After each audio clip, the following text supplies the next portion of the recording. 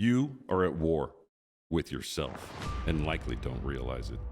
Your thoughts, beliefs, habits, and actions often sabotage you. Are they helping you overcome adversity or setting you up for failure? To win this battle, you must connect with your inner warrior. We all have a warrior within us, one that strengthens our resolve and helps us to rise to meet life's challenges. If you're just surviving rather than thriving, then it's time to embrace the warrior archetype, live the warrior ethos, and ascend. If you are a veteran, first responder, or someone looking to take charge of your life, find your tribe, and then be the hero of your own story, this podcast is for you. Join Mike Kinney and Matt Hastings, two retired U.S. Army officers who served in U.S. Army Special Operations and Army Aviation units, as they share with you optimal performance practices they learned in their time with the Military and Warriors Ascent, a 501c3 nonprofit that helps veterans and warriors with PTS. Well, hello, everyone. Welcome to the Warriors Ascent podcast with your hosts, Mike and Matt. So glad you're here. So we are, season 2, episode 7, and this one is self-efficacy, organizing to be effective. Right? So let's start by asking the following. So think about this. It's been said that people spend more time planning a vacation than they do planning their lives, right? So how is it that you can achieve your desired outcomes and dreams, right? If you've not determined what that is or even how to get there, we've talked about self-efficacy in previous episodes. Right. Yep. The belief that you can, in fact, accomplish your goals, that you've set out for yourself and achieve, I'll say, any level of success, right? Call it the power of incremental wins, right? Whether that's chalking up small victories or successes or whatever it might be, but just incrementally achieving things and just kind of reinforcing this notion that I can, in fact, honor those commitments to myself and achieve what it is that I set out to achieve, right? But how does one organize to be effective? So we talked about self-efficacy an episode or two ago, and how what it's really about is it's the belief in yourself that you can, in fact, be effective. We'll see that begs the question, well, how is it then that one is actually effective? How is it that you operationalize it? It's relatively simple in concept. That's what people are here for. Figure that out. That's exactly right. That's exactly right. No, it's very simple in concept, but it's more difficult in execution, right? It takes discipline, habits, rituals, routines, systems, whatever it might be, right? So as Russian war theorist Carl von Clausewitz says, war is simple, but in war, even the simplest of things is difficult. So hey, it might be simple in concept, but in execution, far more difficult, right? And what he attributes that to is, what we used to term in the School of Advanced Military Studies is, Clausewitzian friction, right? In common military parlance, it's Murphy's Law, that friction that always gets in the way, right? So in this episode, we'll discuss some basic techniques to operationalize efficacy, right? And mitigate that Clausewitzian friction that we mentioned through proper planning to prevent poor performance. But that was something we used to say in Army Aviation too, the 7 Ps. Yeah, that's right. No, that's right. Beyond the 5. I've heard of the 5, but tell us about the 7. It was just proper prior planning prevents piss poor performance. There it is, man. Yeah, that was the 7 Ps. And it was true. I mean, that was something we said all the time. In fact, it was in a lot of our planning rooms. Because it's just right. I mean, just like you set up, in the beginning of this, that if you know where you're going and how to get there, that's going to make it easier. If you believe in yourself that you can do it, take incremental steps to get there. I mean, you can get her done, but it can be this overwhelming task that I don't know what to do. So I think it's really cool to have an idea to operationalize how to be effective, how to organize to be effective for yourself. So I'm excited to hear about it. Yeah, I mean, we can talk, vague generalities, and we need to be more effective, and that's wonderful, right? What does that look like? And clearly, what we talk about today isn't the end all be all, but at least it's a framework, very military in scope, as one would expect. Imagine that coming from two, career military guys.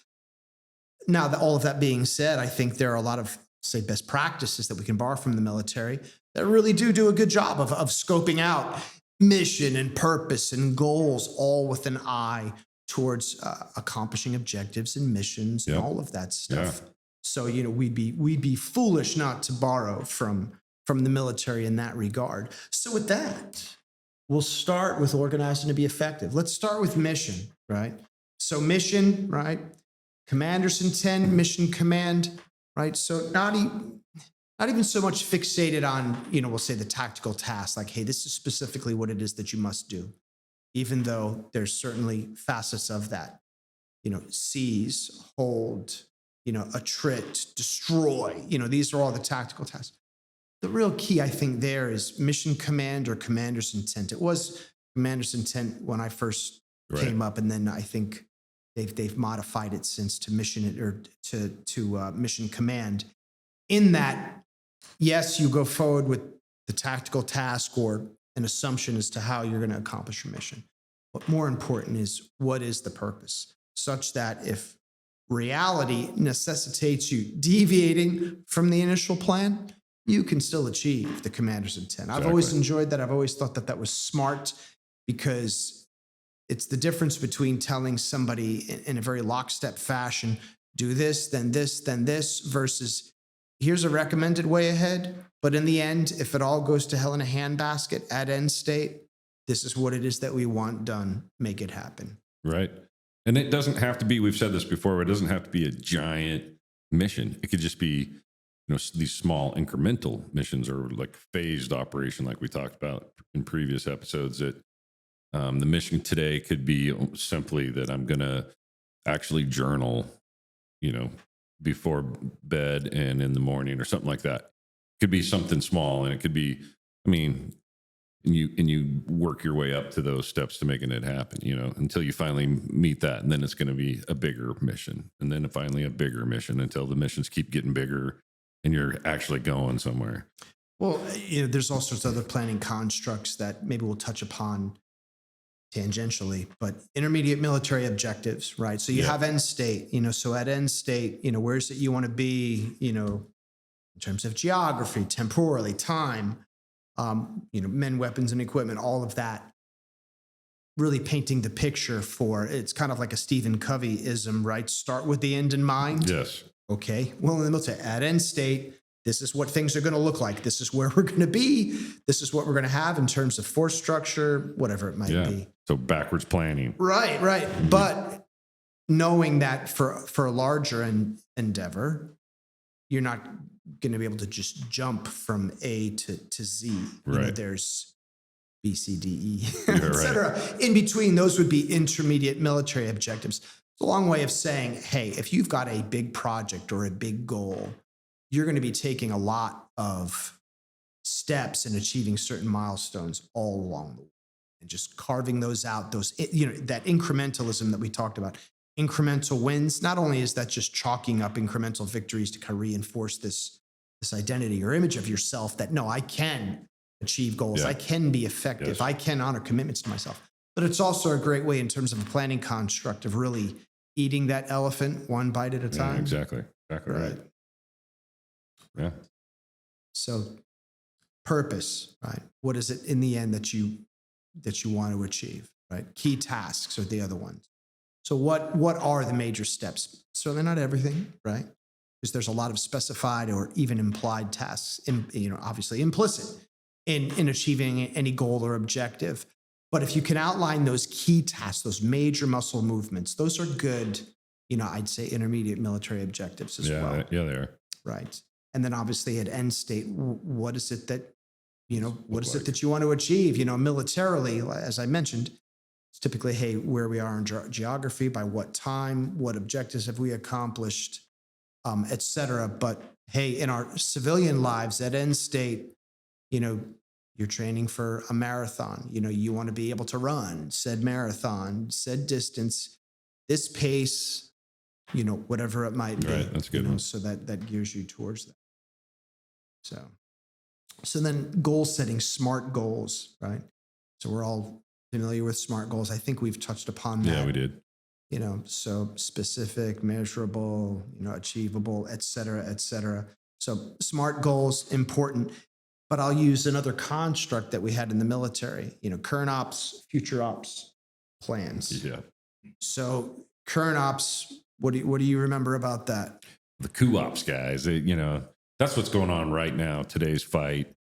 And they're making sure that battlefield circulation is going the way it should be. They're making sure that the key leader engagements are happening, whatever it is. They're just tracking the actual battle. 24 hours, 24, maybe 48, troops Yep. in contact, Yep. all of that. Future ops, really more 72, 96 hours or so. So not quite day to day or, the immediate tomorrow, but all right, in a couple of days. Yeah. A lot of stuff going on in those future ops cells, though. Yeah. And that's important too, to have, an eye on the next ridge line, we'll say. And lastly, plans. So those O plans, con plans, so operational plans, contingency plans in, again, in I'll say planning parlance. But those are the big moves. You pull those off the shelf, some of our, what they used to call war plans. And those are, far more deliberate planning. Not that any of these, the other ones aren't deliberately planned, but there's a lot more that goes into an O plan or a con plan. We'll just say from like a time standpoint, that the temporal aspects, you're talking months, years, whatever it might be, without belaboring it. What I like is I like that construct. So, hey, what am I going to do today or tomorrow? What is my current operation? What are my goals that I've set for myself? Then, hey, next week, what are my weekly goals maybe, or even, monthly goals? I'll say that's roughly, future ops or whatever. But then I say quarterly, 6 month, year, man, those are plans, and planning those accordingly, right? So I find that very helpful. I like the rule of three, in terms of planning certain things. You have too many objectives, too many goals, that just becomes way too cumbersome. So I like to try to break it out, like what we see here: energy, productivity, right? Connection or relationships. So you can have all sorts of objectives and goals per day. And let me delineate the difference between like a task list, as an example. Right. And goals and objectives. You can have a task list of 10, 20, 30 things that are get the milk and bread, pick up the mail. Okay. Those are to-do lists, and they may be long. Busy. But much, much different than goals and objectives, which That's are the needle movers that are really going to achieve break cycles, outcomes for you, right? And making that delineation, which is why some people may say, 3 goals a day. What? I've got so much going on. I've got so many other things. Well, no, we get that. But that's kind of the realm of the to-do list. If you're not delineating in your mind goals in, I'll say, energy, we'll break that out. And it's a construct. I'm not saying it's the best one. I use it. I think it's good. So my goals might be, hey, I'm going to work out, or, go for a walk, or whatever it might be, but just catering for my energy in terms of a routine and things of that nature. We'll talk about that in a future episode. But having a routine or a ritual that caters for that. By the same token, you can pick, a race or certain fitness standards or whatever it might be.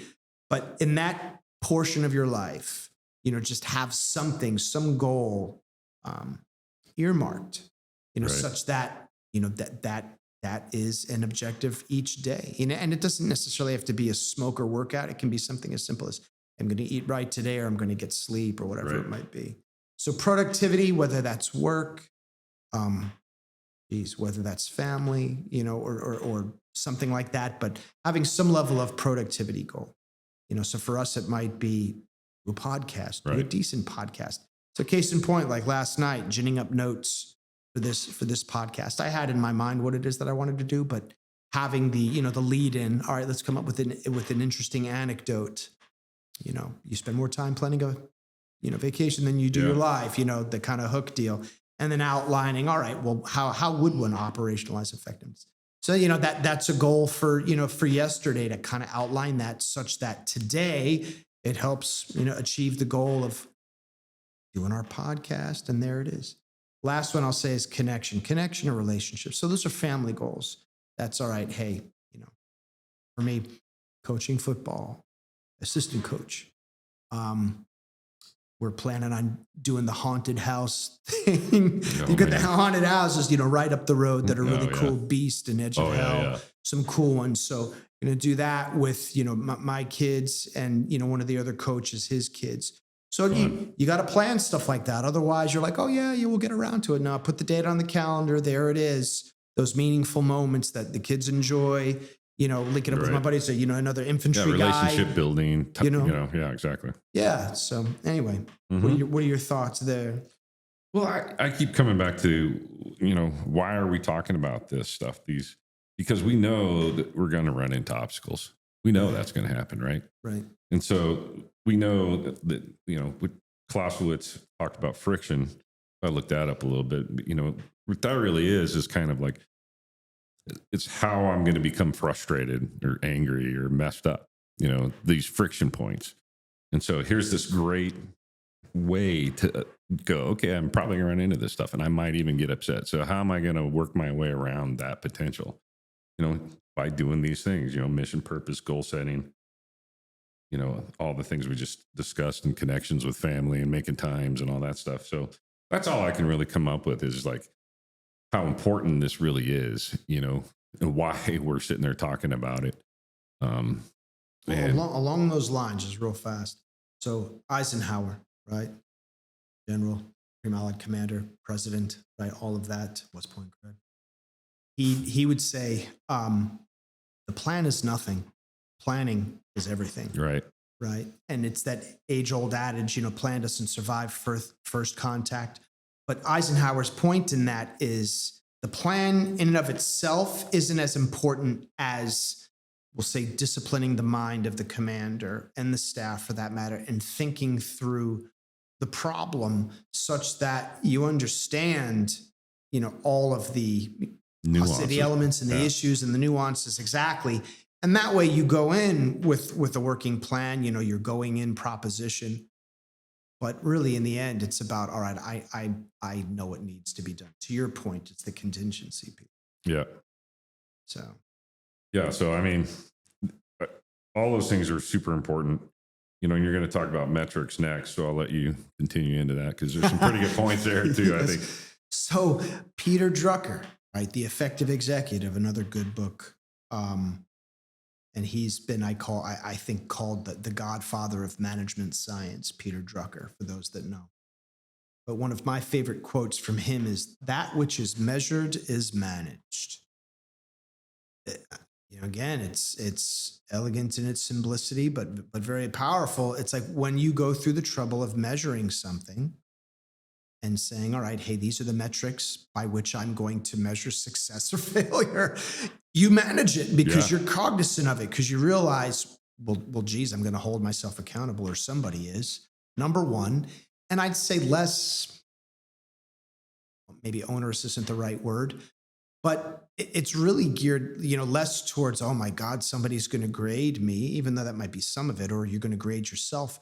But now you've got the ability to kind of like baseline and then say, all right, well, here's how I'm going to know whether or not I'm being successful or not. And that's why you see, case in point, everyone's got their Garmin, their wearables with metrics, and it's a perfect example. Your watch is not, beating up on you, telling you you're a fat, lazy piece of crap. You didn't beat your goals. I mean, it's agnostic, it just measures it.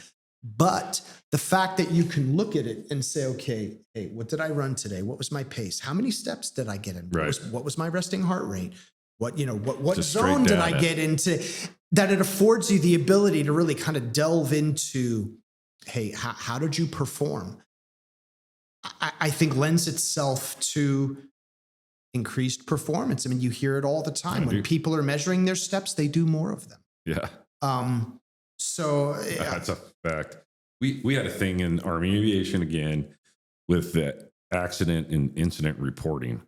All right. So there would be different levels of accidents, right? And it was always a dollar figure associated with it, where a class A being the worst, whether that could mean there was a death as well. Yeah.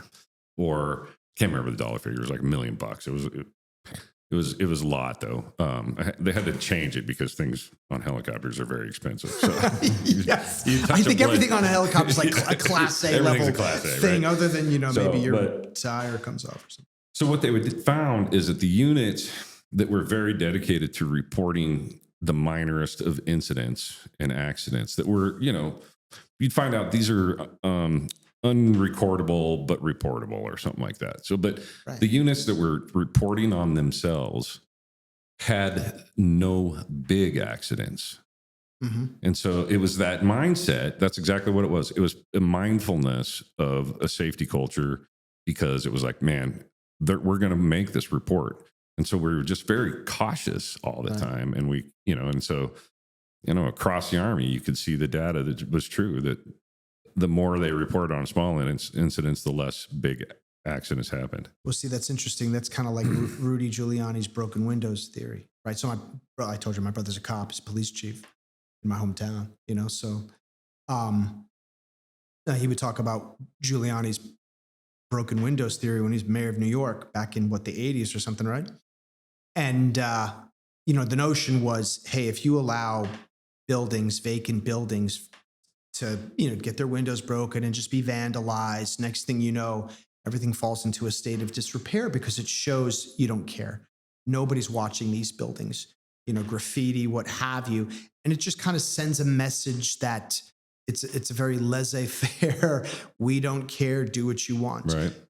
But in instances, and this is, an example where they would cite people for jumping, like subway turnstiles, something that in the 70s, and I remember this all the time. in, New York, would happen all the time. They'd let people get away with these peccadillos, and misdemeanors. But Giuliani came in and it's like, no, we're going to hold people accountable for, I'm not going to say everything, but even the little things. And then guess what? Then the big, felonies and assaults and those got less and less, because the message sent was, if we're going to pay attention to even the small things, oh my God, the big things, they're never going to let that fly. And, it's kind of like, watch your pennies and the dollars will take care of themselves, kind of along those lines. Yeah. But no, Yeah. there's something to be said about that, to your Right. point, with the small things leading to big things. Yeah. So what else? Tools. Right. So on one hand, we talked about setting goals and objectives and plans, and then obviously the metrics. But hey, just some tools, and not to be a goof here, like, hey, no kidding, planners, calendars, project management. But here's what I'll say, that I've come to find over time. If you set a priority, a goal, but you don't set aside time for it on your calendar, and you say, this is my priority, these are my 3 goals for today, as an example. And most planners have that. Hey, what are your goals? Great. And then they've got an outline of your day, with 30-minute time blocks, whatever it might be. Here's what I'll say. If you've got nothing but a list of priorities, well, hey, here's my task list, here's my to-do list, and here's my goals, with no time blocks allocated, not going to get done. The true measure, the true show of importance is when you say, here's this task that's important to me. It's my top 3. And I'm going to do it at this And time. I'm going to do it at this time. And it sounds like, yeah, hey, no kidding, doofus. But people don't do that. I know. And their goals and their tasks becomes aspirational. And it's, when I get time, I'll do it. And it'll be automatic. It's not. Even family time. Stuff like, we're going to go and do a date. Or like I said, with the haunted houses. My wife and I, we've been talking for, a while. Hey, we need to do that. We need to do that. We need to do that. And it wasn't until my buddy, Coach Rick, infantry guy, right? We're always talking Army stuff, and the kids are like, yeah, back when you and Coach Rick were in the NAM. I was like, we weren't in Vietnam. We're not that old. No, but he's like, hey, let's do this, man. It's like, all right, let's do it. Put it on the calendar. Guess what? Now it's going to get, because you've made a commitment to yourself, right? So, another thing I think is cool about a calendar, and it's simple, and is to share it with somebody so that somebody else sees. Like for instance, on a Trello board or something, you have people that watch your project or watch. And so it's like, yeah, I got people seeing what I do. So, or like if I say I got to get this done at this time, and I'm the only one that knows it, then I'm easy to cheat on. But if I've said it in front of other people or shared it on my shared calendar, even if it's with a spouse, a sig other, or something like that, it's just like there's a level of accountability there for some reason, for me anyway. So I don't know. I like to share that calendar or make sure there's watchers on, the projects on Trello, stuff like that. Well, I mean, you bring up a really good point is with any goal, it could be a personal goal, right? And not just, hey, a boss or a peer or your coworkers who are depending on you to get said task done, where it's in their direct interest. It could be a personal goal, like, hey, I'm going to run a Spartan race, or you can keep that to yourself. And if you run it or not, it's not going to impact anyone else. However, as you pointed out, when you socialize it like that and say, hey, this is what I said I'm going to do. Now there's that social pressure that I said I'm going to do it, and I'm going to look like a jackass if I don't do it. There's something to be said in terms of motivation. Exactly that. All right, I'm going to socialize, not brag like, I'm going to do it. But you're like, hey, this is my goal for myself, and your buddies they'll keep you to it. Even if somebody just said, how's that going? Not even just to be mean or, challenging, just to ask you generally. And you're like, whoa, it's just accountability. It works for me. Yeah. No, and then we've got guys like, Dave and JD, with, exercise physiology degrees, and that were like, hey man, I'm dealing with this or I'm dealing with that. And they can be like, here's what you need to do to break through that plateau. Yeah. Or get stronger or whatever. So yeah, I mean, on a variety of levels, that's great. Yeah. So put it on the calendar, having a planner, bottom line, putting it on paper. People that write down their goals, I forget what the percentage is. It's like 70% higher probability that they actually achieve them versus just verbalizing them and never putting that to paper. And the last thing, we talked about, project management. So many things in life are, I'll say projectized, right? So whether it's Trello or Asana, there's a multitude of tools out there. The Kanban system, right? Which is, cards, right? So it's, Kanban, I think means card in Japanese or something like that. Something like that. Where you take that card and then you move it, from a task list to done, or, you're moving it down that pipeline. But some manner of tracking progress, and seeing, all right, hey, am I coming closer to realizing that goal? And as you pointed out, like with Trello, where you can socialize that, where everybody can see your progress or lack thereof, keeps everyone honest. I think that's, another great tool.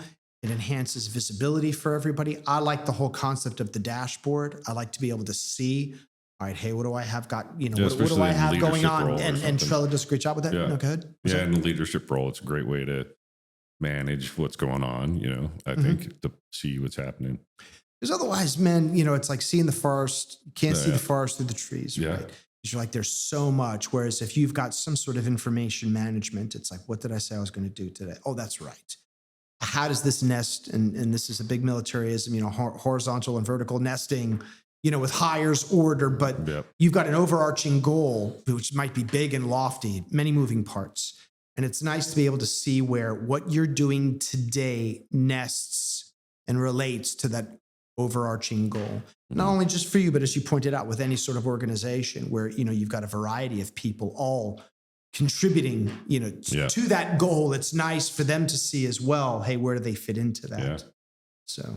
And I like the idea of sprints, which was something that, the software community does, but all it really means is agile being a type. I'm not really sure. Yeah, it's agile development, really software. I borrowed it. I'm not certified in that at all. What I like about it is these little 10-day chunks, or you could make it a 5-day chunk, whatever you want it to be. Yeah, I mean, I'd say the crux of it is velocity. What they talk about is how quickly you can turn on this, and you can test it, and you can kind of, I'll say, titrate it to where, okay, hey, we said we're going to do the following tasks, and some of them may be recurring. How quickly can we actually get these done? They've got, what's called a backlog, where it's just like a list of all your tasks. Then you assign them, and you're like, all right, we're going to do a 5-day sprint where we're going all in to get this done. I just like that level of focus. I like the level of visibility. Especially on a team. And I like just a handful of things to focus on with laser-like focus. Yeah. the speed and the And efficiency. you can do that for yourself. I mean, That's exactly if that's it. something if you like that kind of efficiency thing, it's an idea you can use for yourself. Yep. Now, so in closing, key takeaways. Hey, what's the mission, right? Always be clear on that. Purpose, right? Versus tactical tasks. Key tasks, end state, right? Smart goals, current ops, future ops plans, right? The temporal aspects, right? Metrics, that which is measured is managed. And then some of the tools we mentioned. If you don't put it on the calendar, it's probably not going to get it. So, Man, all right, brother. Another episode down. Amen. All right. All right. We'll see you next time. Hi, Matt Hastings here, sending a thank you for watching this episode of the Warriors Ascent podcast. You know, we strive to build a community of warriors made up of our nation's veterans and first responders. And to reach as many of those in need as possible, we need your help. Please just smash that like button and comment or share our content. Warriors Ascent is a Kansas City-based nonprofit that aids veterans and first responders with PTS. I went through this effective program and want those that are struggling to find what I found. Check us out on our website at warriorsascent.org.